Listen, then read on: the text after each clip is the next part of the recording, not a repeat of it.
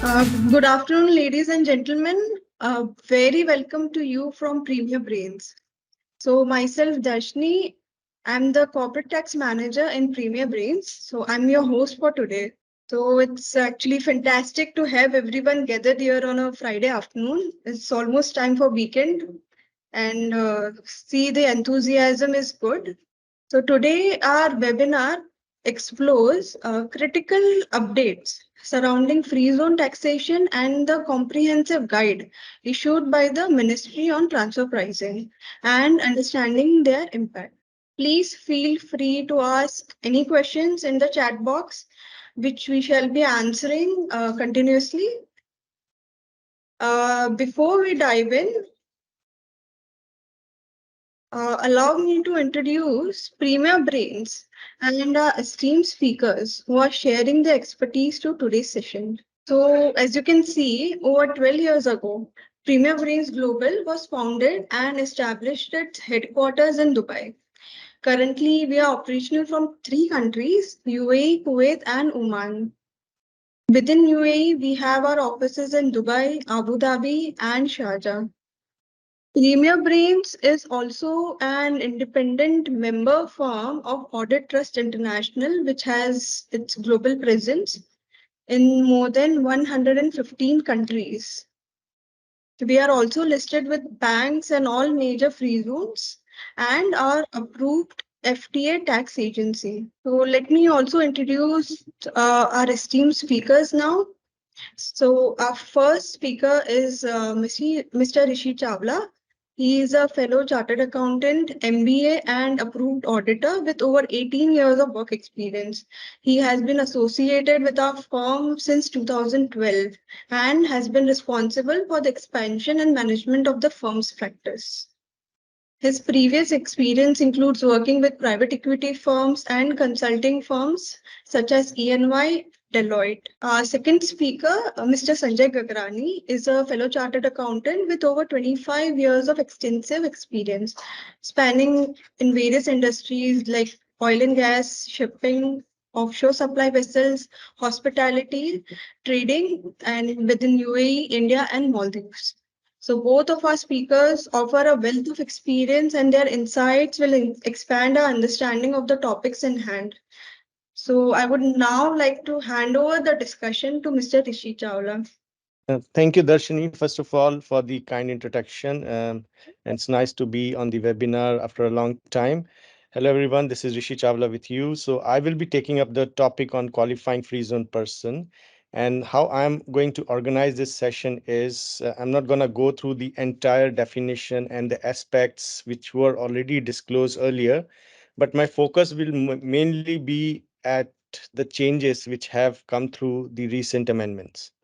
So with that, let's go to the next slide.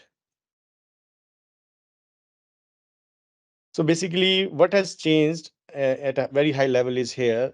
Previously, we had two decisions on this. One was Ministerial Decision 139 on qualifying activities and Cabinet Decision 55 on qualifying income for qualifying free zone. So now these both decisions has been repealed. So basically, they are taken back, and instead of this, uh, new decisions have been given, which is Ministerial Decision 265 and Cabinet Decision 100. And the effective date, you can see both of these decision are for 1st of June 2003. So one of the thing is like there are a lot of changes which has happened. I won't say lot means a lot of changes, but few important changes have happened. So it may impact some companies whose tax year has already started, so they have to assess it if they have already done the assessment before as well. So let's just get to the very basics of it. I mean, this is part of the new decision as well as part of the old decision. So how I've kind of structured is wherever there are new changes introduced, I have highlighted in red so you know what has changed. And also I'm going to take up the entire text in a very nutshell so you know what kind of things qualifying free zone person is talking about. So first of all, a qualifying free zone is a juridical person, very important. A juridical person that maintains an adequate substance, derives qualifying income, very important. We will see in the next slide what is a qualifying income, and has not elected for regular city rate of 9%, has to follow transfer pricing rules and maintain transfer pricing documentation, and his and the company should not have non-qualifying revenue more than 5 million or 5% of total revenue, which is this is called the de minimis rule. I'm sure you must have read about it earlier.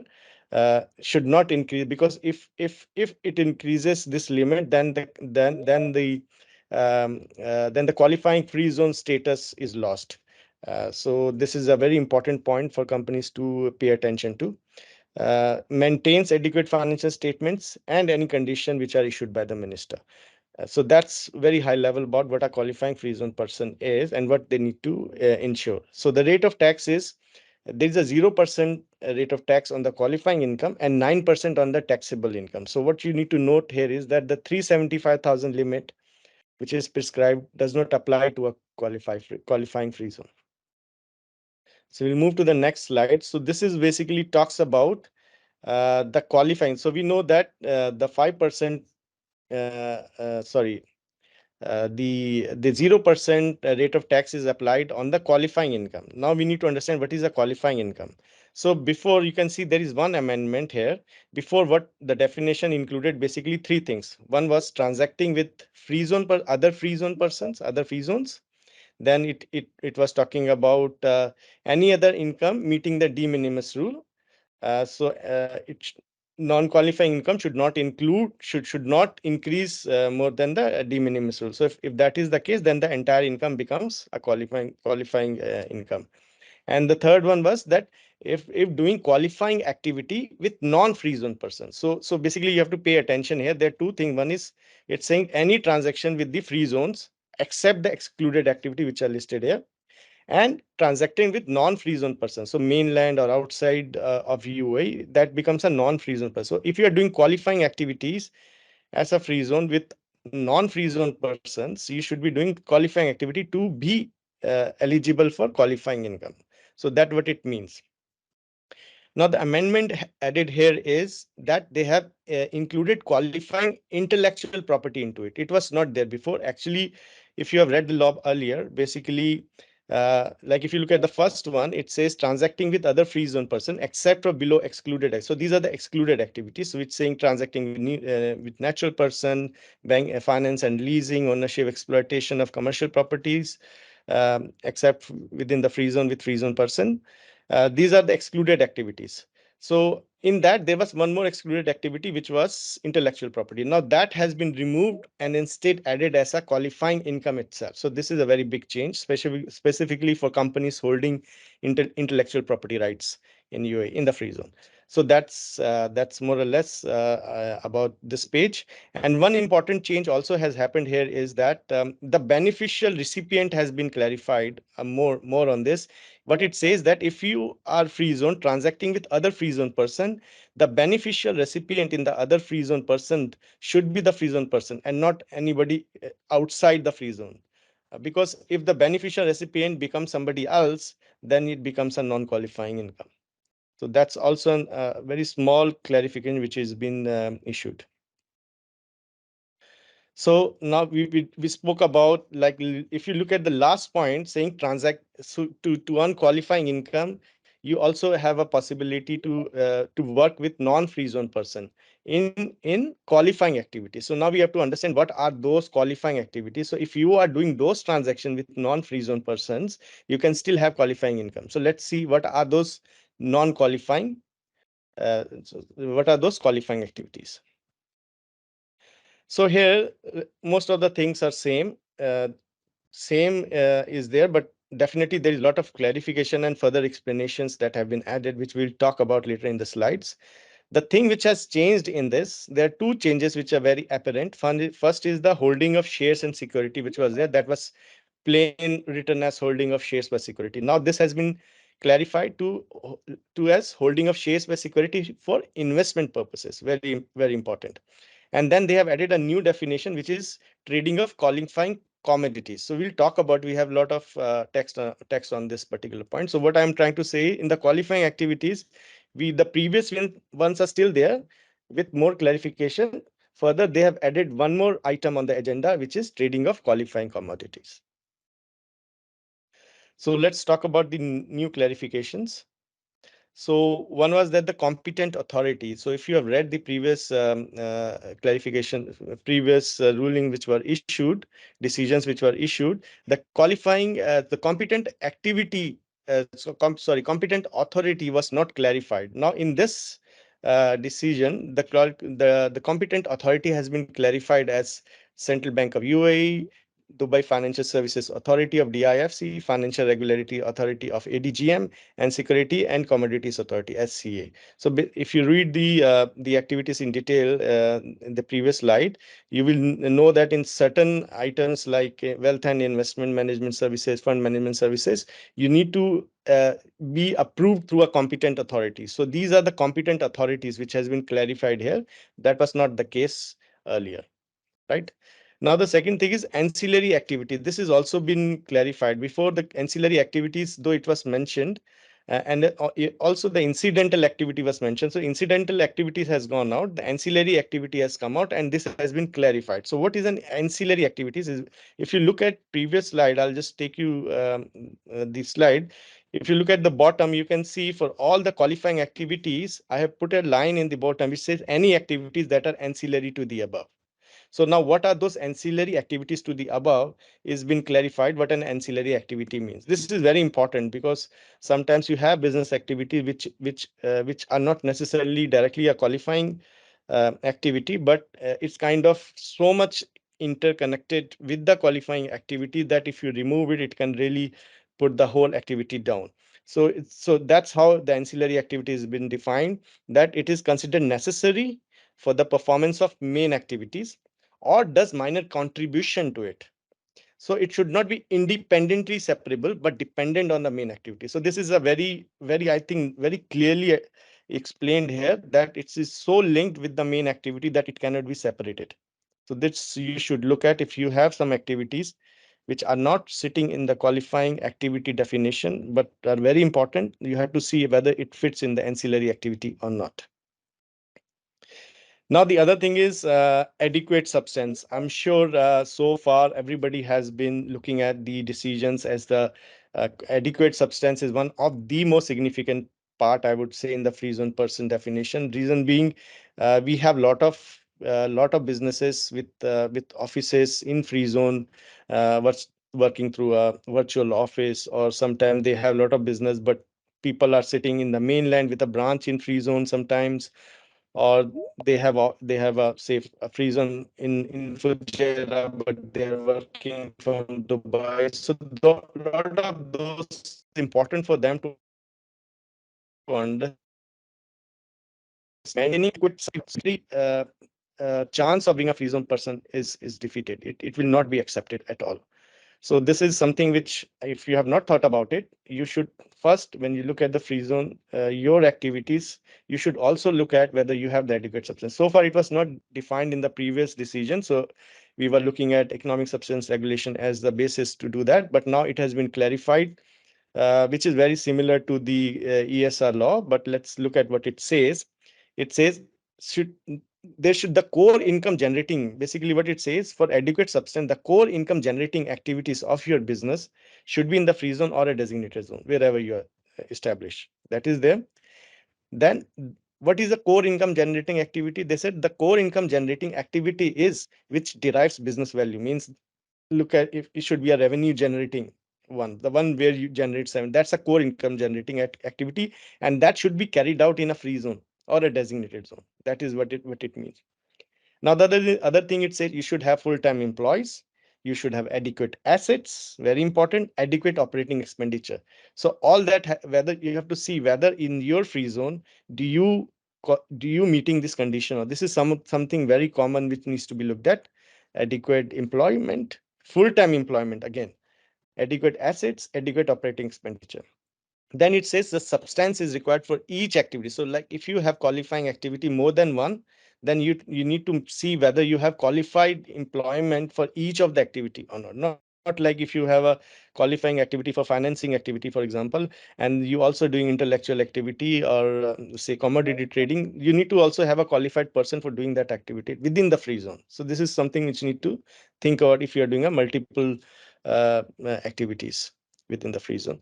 And then another thing is that it's possible you can outsource this activity, basically uh, SIGA or the core income generating activity. You can always outsource to other people. That is also possible.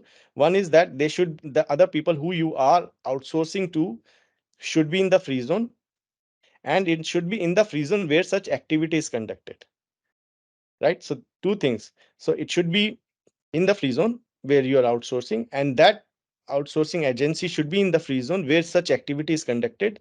And third, also added here, is that there should be adequate supervision. It should not be like they should be left to take a decision by themselves, and nobody to look after. So there should be a clear supervision involved, right? Um, Another thing is that which they mentioned here is in the case of qualified IP, they have now also clarified that it can be outsourced to any person in UAE or outside UAE. So basically, the condition like in the previous one saying that it should the outsourcing agency should be in the same free zone does not apply if it is a qualified IP. So that is some a little diversion from the definition that is specifically given for qualified intellectual property. So going to next one, let's take an example here. Say a logistic company which is in Davza. So Davza is a free zone and also a designated zone. So I'm using the term Davza, but there are a lot of designated zones in UAE. So you can always find from FTA website. So for this example, if a logistic company is in Dubai Airport free zone and it has a branch in Fujairah free zone, right? And both the places they're carrying the logistic activities, and in that process they have outsourced their core income generating activity to a person or a juridical person in Fujairah free zone. Now what happens? Only thing is you have to maintain adequate supervision. If you do that, you are meeting the adequate substance, right? So that is very clear. Now in the second example, if you look at, if you, same company has a branch in free zone, but the activities in the free zone branch of Fujairah is not core income generating. This is not logistic. They are doing more sales marketing kind of activities. So if the outsourcing agency is in the Fujairah free zone, here the substances is not met, because the Fujairah free zone should also be doing the core income generating activities. So this is something important to think about when you are looking at your adequate substance. Because if you are, I want to say again, if you do not have adequate substance, uh, the very definition of free zone person cannot be met. So very, very important. So there furthermore clarification, as I mentioned earlier, that holding of shares and other securities, it was purely mentioned simple as that in the previous decision, but now it is clarified that holding of shares or other security should be for investment purposes. And what it means investment purposes, that it should be held for at least 12 months. So if there is a lot of speculation in the shares or other securities, you are not doing in the qualifying activity category. So pay attention to that point, that the holding period is an important element in case of holding of shares and other securities. Then headquarter services to related parties. It was mentioned with not much clarity on that. Now they have clarified in the law that what all is been covered, like administrating, overseeing, and managing of business activities of related parties. So pay attention here is headquarter services to related party, not to outside parties, only related parties. So any kind of business planning or risk management, coordination, any kind of those activities which you are giving to a related party is been clarified in the new decisions.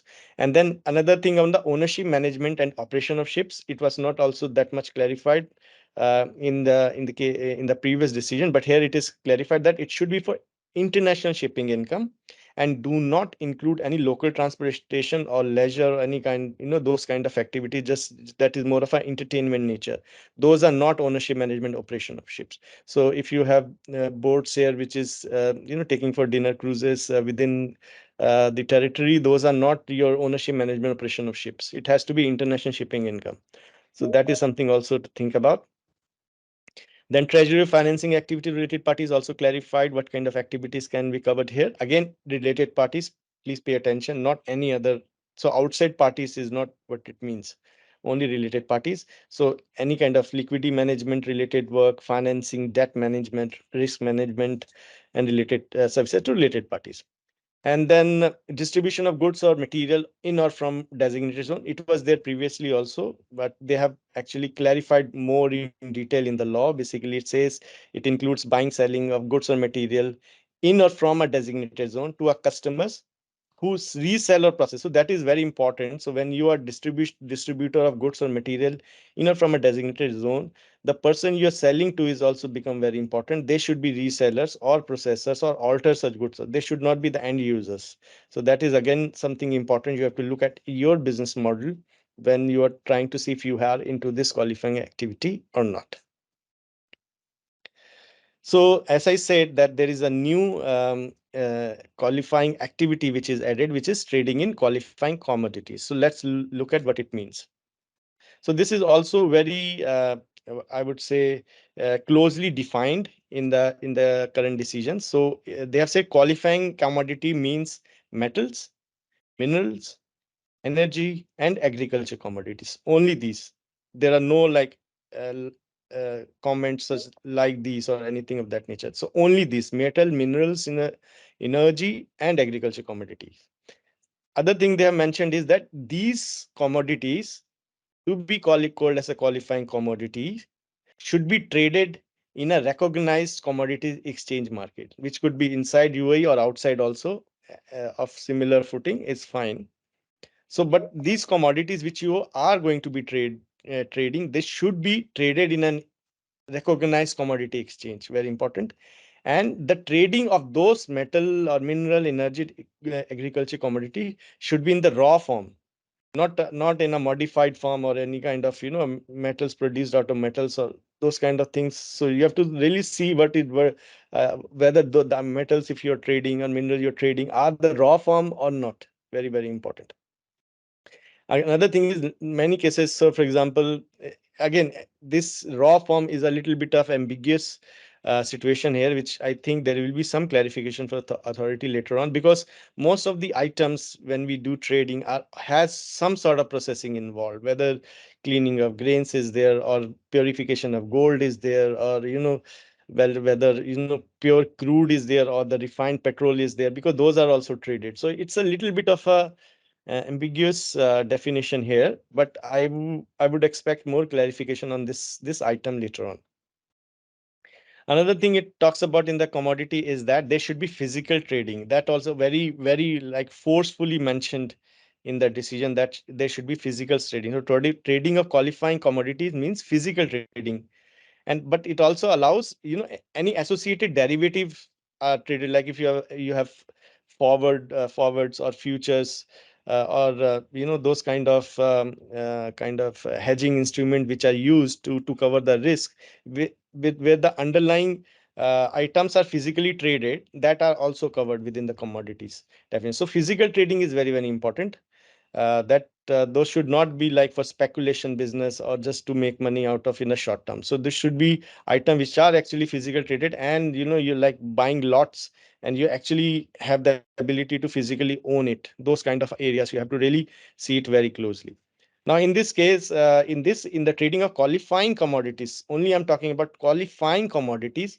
High C sales are also covered, so it does not put any restrictions in terms of whether it should be in the free zone or in UAE or outside here. It does not talk about anything. So it gives you the ability to do any kind of commodity related activities within the definition as explained here. You can do whether within UAE or outside, right? So here again, there are two areas, as one I already mentioned about the processing part. Secondly, another area which is little bit of sticky, I would say need more clarification. That it says about trading in qualifying activities. Now, and it says that trading in qualified activities which are listed on a recognized commodity exchange market. The point of doubt in this case is whether if you have those goods which are listed in an exchange, do you have to actually just do the trading on the exchange? Or is it like if the goods are listed on the exchange and you are doing trading with some independent people without actually doing on the exchange? So like, for example, if the gold is traded on an exchange and you have two options. One is you go and do trading in the exchange directly. So that is one option, which is very clear. That's covered, no problem. What happens, like this gold, which is though trading on an exchange, but your trading partner is not the, you are not trading in the exchange. You are trading one to one with the customers, or you have people outside who you are doing direct transaction. That part is not very clear at the moment. How it looks is that the trading should be on the exchange, but I don't think that's the intention of the law. So we will see more clarification on this point as well. So hold on to that for some time. So some important points in this commodity trading is that physical delivery process should be existing. High C sales seems to be allowed in this. Speculation with no delivery projected is not covered. Forward futures are covered through the derivative. So in the case of derivative, underlying should be physical trading. So these are the important points. So just pick some examples here. Basically, what I'm trying to say here is that if you are doing any business within the free zone to mainland, or from free zone to outside UAE, or from outside UAE to free zone, or from mainland to free zone, so any kind of permutation combination, if you are doing qualifying commodities business, you are doing a qualifying activity. So basically, high C sales or any kind of transaction of those nature are covered. So let's go to the next point. So I have another 5 to 7 minutes to finish it, since we have another topic afterwards. So qualifying intellectual property. This is another item which is added. So like if we, as I mentioned in the first slide, qualifying. So qualifying income. In the qualifying income, if you remember, there were three categories previously. And then the fourth one is added is the qualifying intellectual property. And I also mentioned to you before that if you're a free zone person doing a business with the free zone person becomes a qualified income. So let me just take you back there very quickly, because this is a very big change. See here. So qualifying income definition has a change. Before, if you see transactions with other free zone persons, gives you qualifying income, which is subject to 0% corporate tax, except for below. So in the exception, there was intellectual property before. Now this has been removed from here and added as a new line item. So a qualifying intellectual property can become a qualifying income. So we'll talk about this now, what it means and what it covers.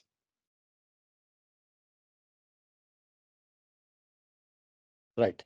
So now qualifying intellectual property has been defined as below. One is that it covers patent. So the patent, whether it's local or foreign, copyrighted software, local or foreign, or any rights which has a similar nature of a patent is what is being defined as a qualifying intellectual property. Now, important point to here is that there should be patent or copyrighted software or something which is kind of generating a revenue, or some kind of real thing behind it. But if it is more like a marketing related IP, like trademarks registration, that is not covered in the definition of intellectual property. So now what it says here, it says that any income which is a qualifying income. So basically, from a qualifying intellectual property is taxed at 0%. So we'll see in the next slide what is a qualifying income for a qualifying intellectual property. So any qualifying income which you earn from intellectual property is taxed at 0%. So any non-qualifying income from intellectual property is taxed at 9%. So the point to note here is we have discussed that in the qualifying income, you also have one condition of de minimis requirement, that the de minimis requirement should be met. So now this non-qualifying income in the case of intellectual property is not added or not been added to the non-qualifying income for de minimis calculation. So that is, I think, a good step in a way, because if a company is dealing with a lot of intellectual property rights, a one or two non-qualifying activity can really land the entire income into a non-qualifying space. So I think the government has been very careful in kind of allowing this ability to have the non-qualifying kept out and non-qualifying kept in. So basically, the de minimis condition for intellectual property for non-qualifying does not apply here. So if you generate any qualifying income from a qualifying intellectual property is taxed at 0%, that becomes a qualifying income. So there is a basically a formula given. How do you calculate qualifying income? That is also interesting. Yeah. So what it says is that qualifying income is qualifying expenditure plus uplift expenditure. So uplift expenditure definition also needs some clarification, but is mostly taken from Article 5 of Action 5 of OECD guidelines. So uplift expenditure, it says qualifying expenditure plus uplift expenditure divided by overall expenditure multiplied by your overall income. That's the definition. So overall qualifying expenditure is basically expenditure incurred on research and development conducted directly by qualifying free zone person or outsource to any person in UAE. So it says any person in UAE. So related, not related in UAE. If you are doing R&D kind of thing, or you are outsourcing to somebody within UAE, or you are outsourcing somebody outside but not a related party. So those kind of expenditure are qualifying expenditure, which you can use for the purpose of calculating qualifying income.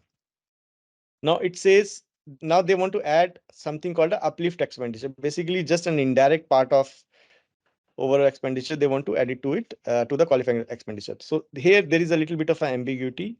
The Action 5 basically says that um, the qualifying income should be 30, the uplift expenditure should be 30% of qualifying expenditure. However, in the current law, it says increased by 30%. So it kind of pure reading means shows that, so you make 1.3 or 1.3 times of the qualifying expenditure, which is, but I think it should be 0.3. I have some example in the next slide to show you on this.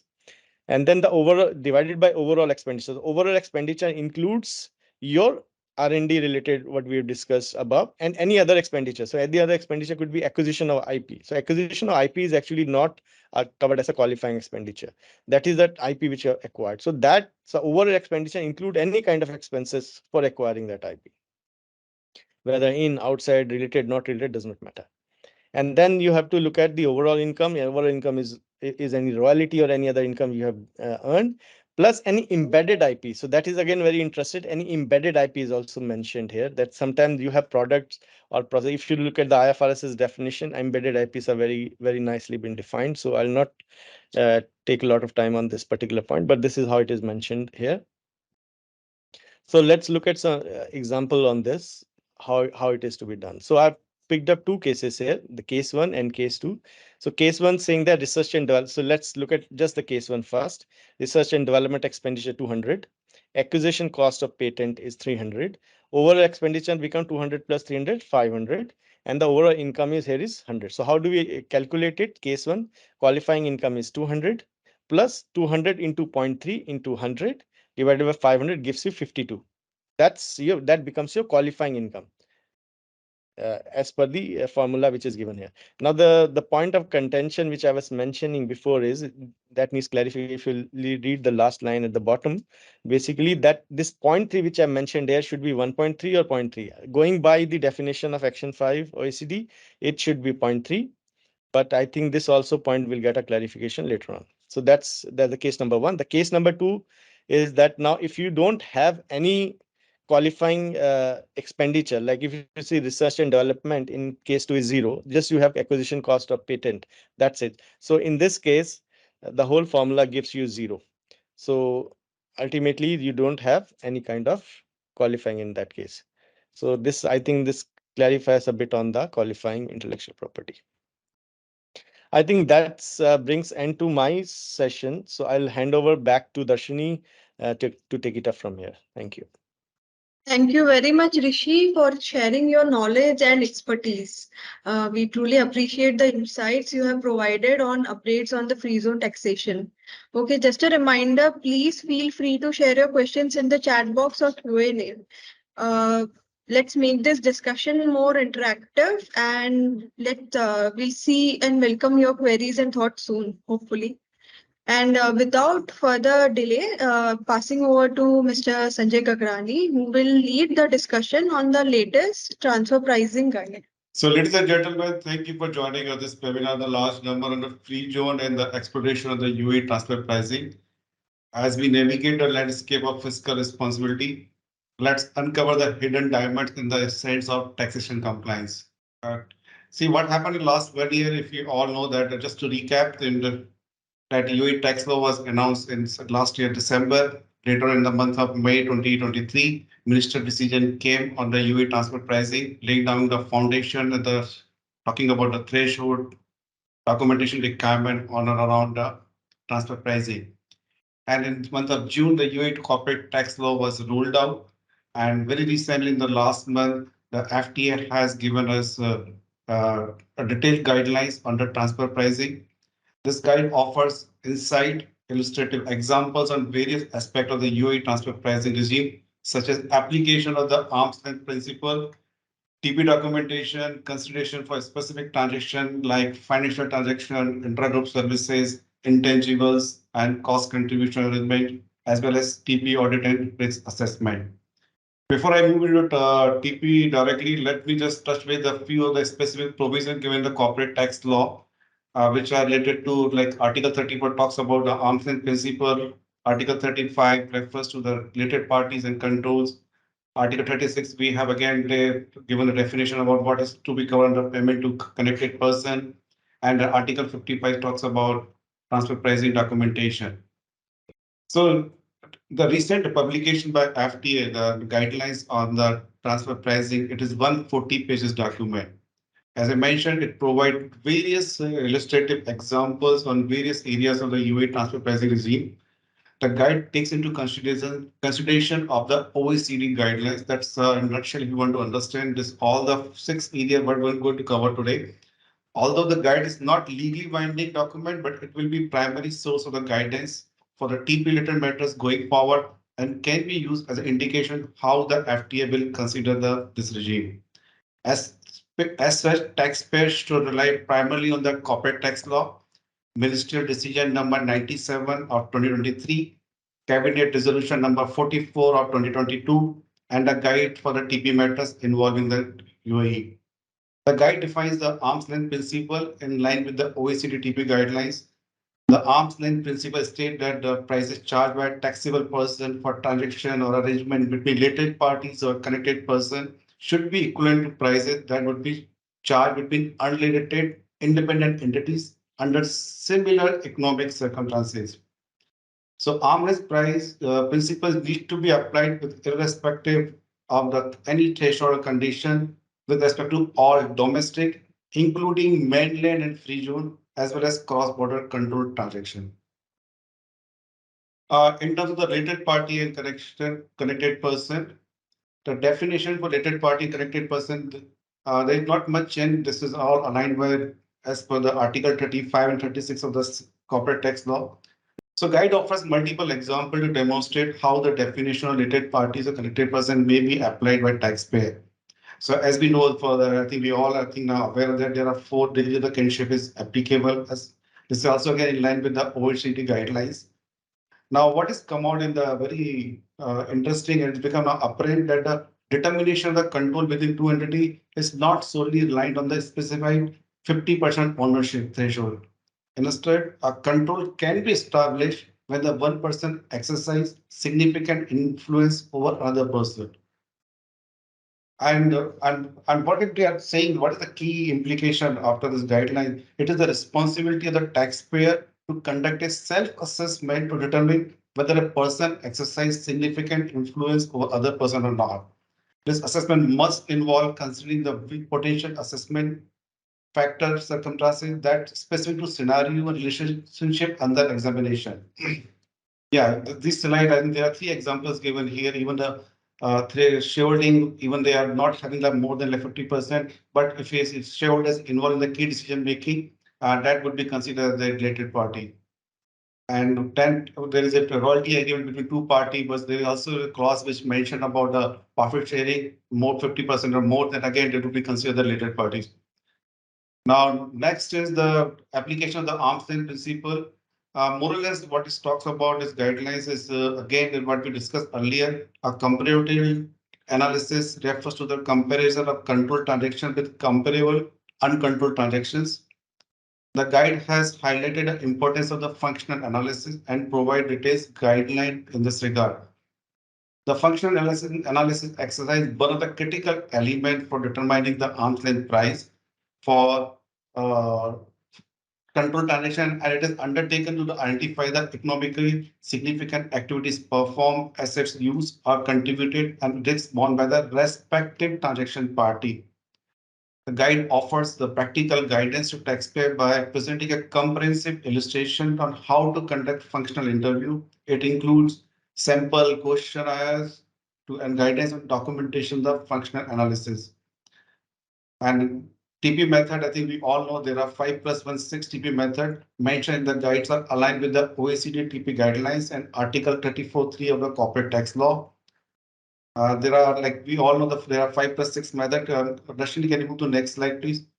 There are comparable control price method, CUP method, RPM, resale price method, cost plus method, CPM, profit split method, and transaction net margin method. The guide also provide the guidance for instances where the none of the 5 methods can be considered, then other method can be applied in line with the Article 34 or 4 of the corporate tax law. But only question here is when the alternative TP method has been used, adequate supporting documentation must be provided explaining the reason for selecting the method, including reasonable, sufficient, economical, and commercial rationale, as well as a disclosure of analysis performed in applying in the method. Now, coming to the documentation, there are, I think, there are again there is the same requirement of master file, local file, CBCR reporting, and TP disclosure form. What has changed as per the guidelines? Now there is a big relief for the UAE headquarter companies.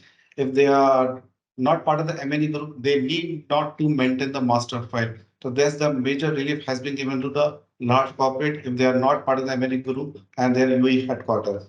And in case of TP disclosure form, yes, that is we need to file. The entity needs taxpayer needs to file along with the tax return, but the format is yet to announce. They have not announced the format and requirement of TP disclosure form, but they have mentioned most likely it will include kind of nature of the transaction, value of the transaction, all the detail of the related parties.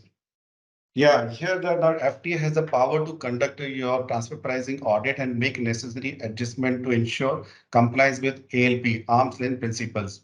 Here the option is being given for both the team, like even taxpayer, if they want to make the changes in transfer pricing, they can do so. And it can be done during the tax period and even after tax period, but before filing the return, and even after filing a tax return, the taxpayer is allowed to make the TP adjustment. They can do it, but it should be subject to the increase in the profit. I will take let's take an example here. If let's say company is following the calendar is a financial year is going to start from January 2024. So after let's say 6 months in the June 2024, if they come back and they say after reviewing it, their transfer pricing policy or transfer pricing adjustment is not in line with the ALP principle laid out in UAE corporate tax law, they can make a changes. What second point is what they are refers to even after the tax period is completed, but before filing tax return, the TP adjustment can be done in the books, but it will have the challenge with the audit. So what we are advising our clients to let's start now, formulate your TP policy, formulate your principles so that it can be applied for 2024 financials, and in between you can have the fine tuning later next year. So way forward to transfer pricing is to first of all, there are 8 parameters, but we identify it, I already identified, and we are advising all our clients to first of all, they need to identify all the related parties and connected person in line with the definition, explanations, and guidance available now. To first of all, they need to identify it. Second is to identify the control transaction and undertake a detailed FR analysis. Third is they need to again undertake the comparability analysis and determine what is the ALP as per in their line of business. And they need to also align the compensation with each entity's contribution to the group's value chain. And as I mentioned, they need to make an appropriate adjustment to align transfer pricing with arm's length price before close of the tax year. Though the now guide has already provided even after the tax year, the taxpayer can make necessary changes, but it will have the conflicts with your auditors. So better to start early and lay down your clear transfer pricing guidelines, principles in line with UA corporate tax law. And now there are two more, I would like to touch with the two more interesting facts what the TP guidelines has provided. First about the intercompany balances. In UAE, we have seen many companies are headquartered here and they have a lot of intercompany balances. Now, what the guidelines suggest here is that if there are intercompany balances that remain unsettled for a long period of time, if they are remain there are unrelated, there are intercompany balances that remains unsettled after a reasonable period of time, that may attract the transfer pricing regulation, and then we may have to apply the interest on that. So that's one of the major kind of clarification they have already announced in the TP guidelines. The second is what I'm talking about is safe harbor rule. As I mentioned, let's say in the UAE where is a many company have their regional headquarter or the corporate headquarter, and they have the concept of the shared services. There are various companies they provide the management consultancy or services to their group company within UAE or outside UAE. Let's take an example. If there is a group company headquartered in UAE and there is a group IT department which provide IT services to various subsidiaries. So how to allocate this IT cost to across the group and even the beyond the cross border?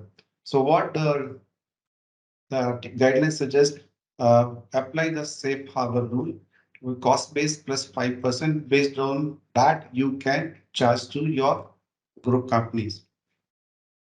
And the final thing I will talk about the maintaining the robust documentation. Again and again, the FTA has mentioned and given the stress maintaining the robust documentation. That can be in the form of the email, in the form of the third-party documentation, the Excel working, or kind of your uh, expert opinion. So that's the very much requirement to maintain the robust documentation for all kind of the transfer pricing documentation. So right, thank you very much. I think we are at the end of the presentation. Now is the Q&A session. So Okay. one person is asking, wants to know what happens if the de minimis condition is not met. So that's I think it's a very important question. So basically, when the de minimis condition is not met, basically that then the free zone person is not a qualified free zone person at all. So basically, what it means then the 0% category which you would like yourself to be in is not been met. So you get disqualified not only for that year, but you cannot reappear for next 4 years in the qualifying free zone category. So that is a very I think important point. If first of all qualifying free zone person, my humble request, please do look at it. Just because you have a business or office in a free zone does not mean you are a qualified free zone person already, because you have to see the adequate substance. You have to see whether you are doing activities which are qualifying activities, or activities which generate qualifying income, very important, and you do not have any kind of de minimis issues that you kind of going above the de minimis condition. So even if you have qualifying income, you still do not meet the condition for that year and next 4 years. So very important, pay attention to that part. I think there Okay, is we one have, question, yes, how can we yes, find we the have, TP calculation method? See, the FTA has not given any kind of a preference choice. They said it is up to the taxpayer. They need to decide what particular TP method is applicable. Okay, it's not need not to be the company needs to follow the one TP method for all kind of transaction. What they said is depend on the transaction to transaction. If I give you an example, if an entity is engaged with the various kind of the transfer pricing related to transaction, can let's say it could be like transfer of the provision of services, transfer of service, sale of the goods, intercompany funding transaction. So the what company or taxpayer need to do it, they need to follow the transfer pricing methodology according to type of transactions. So there's no like I will won't be able to give you the answer, the calculation method. It can be done like depending on the transaction type. So you need to refer to go back and check what method suits to your particular transaction. we have one more question from Mr. Harshal. Just wanted to confirm that intellectual property related to R&D is a qualifying activity and no other IP such as trademark, design, etc. are qualifying. Rishi. Right. So Harshal, basically what you have to first of all understand here is whether you are doing the right intellectual property activity or not. So basically, as I mentioned, there are three things which get covered. One is a patent, then copyrighted software, and any other kind of licenses which are of similar nature. So first you have to define yourself in that. So if you are into that, then any kind of research and development relating to those activities you can consider as qualifying expenditure.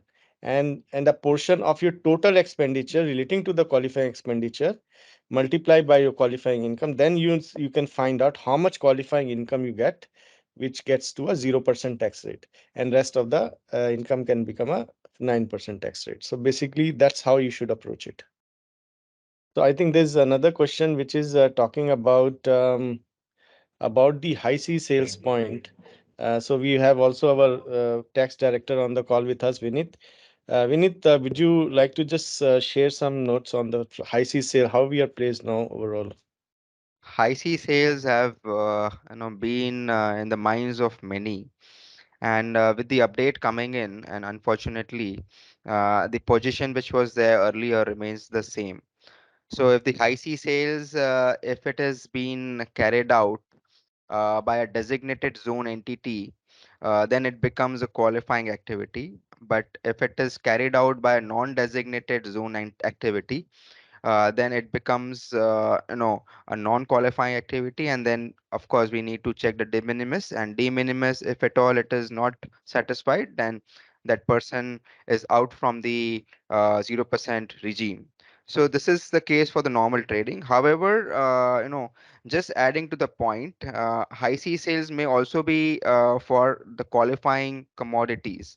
So if it's done for qualifying commodities, subject to other conditions being satisfied, then of course it is a qualifying activity, though it could be undertaken by a designated zone entity, or it could be a non-designated zone entity as well.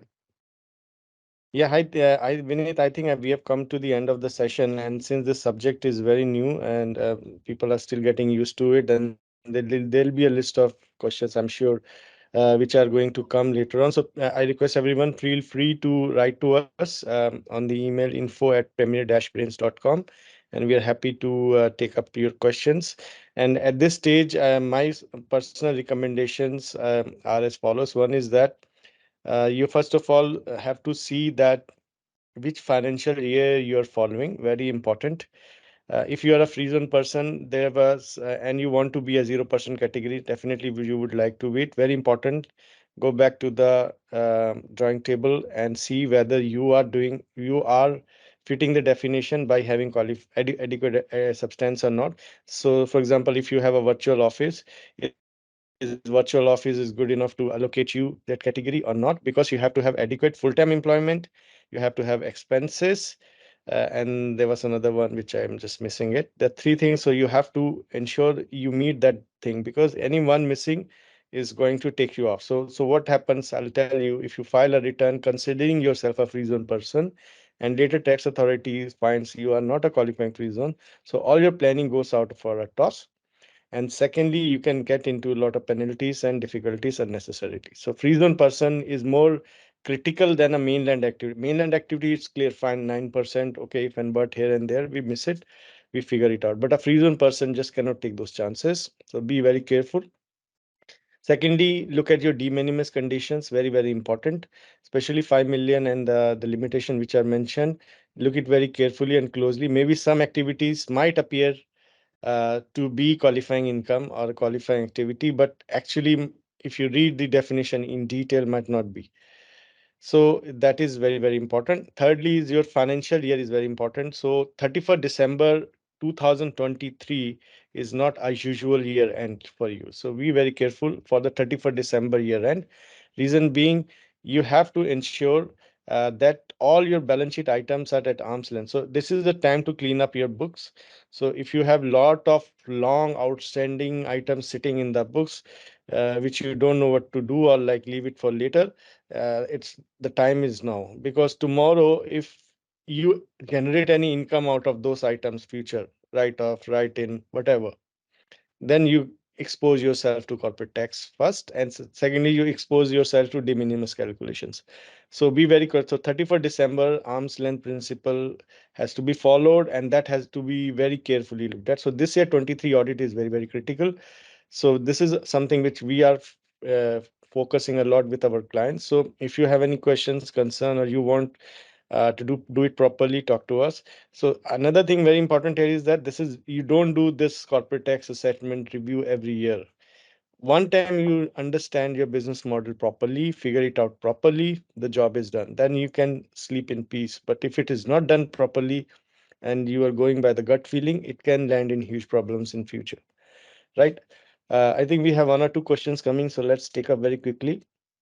So it's a uh, Anastasia is asking, where in law we can find citation that the deals between connected persons should be at arm's length?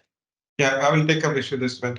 I mean, you can refer to the Article 36 of the Corporate Tax Law, which defined about connected person. And this clearly mentioned the payment of benefit by business to connected person will be tax deductible only if they correspond with the market value. You can refer to the Article 36 of the Corporate Tax Law.